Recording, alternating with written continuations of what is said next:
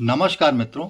Supreme court ने 8 जनवरी 2025 को doctor S Rajasekharan की एक रिट याचिका सुनते हुए एक बहुत महत्वपूर्ण फैसला दिया है।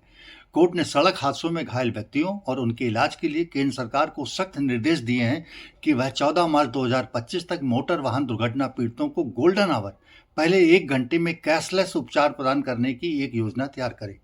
गोल्डन आवर दुर्घटना के तुरंत बाद के 1 घंटे के समय को माना जाता है, जब घायलों को तत्काल चिकित्सा सुविधा एवं देखभाल कर मृत्यु से बचाने की सबसे अधिक संभावना रहती है। कोर्ट ने कहा कि इस योजना के लागू होने से कई घायल व्यक्तियों की जान बच सकती है, जो आवश्यक चिकित्सा उपचार न मिलने के कारण मौत का शिकार हो जाते हैं। गोल्डन आवर के दौरान नगद रहित उपचार की आवश्यकता पर जोर देते हुए कोर्ट ने कहा कि दुर्घटनाओं के शिकार व्यक्तियों को अक्सर उचित चिकित्सा सहायता नहीं मिल पाती, क्योंकि अस्पताल घायलों के परिजनों के आने और चिकित्सा हेतु भुगतान की प्रतीक्षा करते रहते हैं, जिससे इलाज में देरी हो जाती है और व्यक्ति की मृत्यु हो जाती है।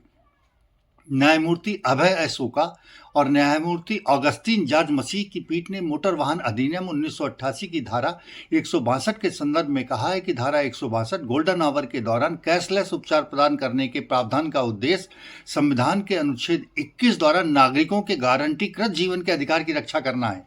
इसके अलावा ये केंद्र सरकार का वैधानिक दायित्व भी है कि वह इस योजना को तैयार करे। मोटर अधिनियम की धारा 162 एक सामान्य बीमा कंपनी को ऐसा उपचार प्रदान करने का दायित्व देती है, जबकि धारा 162 केंद्र सरकार को इस उद्देश्य के लिए कोष के निर्माण सहित एक योजना को तैयार करने की पूरी जिम्मेदारी सौंपती है। भारत में सड़क हादसों एवं दुर्घटनाओं की संख्या बहुत अधिक है।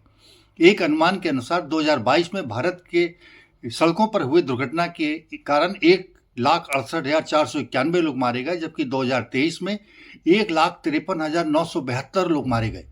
मोटर वाहन अधिनियम की धारा 164 भी मोटर वाहन दुर्घटना कोष की स्थापना का प्रावधान करती है। यह कोष केंद्र सरकार द्वारा गठित सड़क उपयोगकर्ताओं को निःशुल्क बीमा प्रदान करने और दुर्घटना पीड़ितों के उपचार को वित्त पोषित करने के लिए नामित है। कोष को सरकार द्वारा नियमों और निर्देशों के तहत प्रबंधित किया जाना है तथा भारत के नियंत्रक और महालेखा परीक्षक द्वारा इसकी निगरानी भी की जानी है।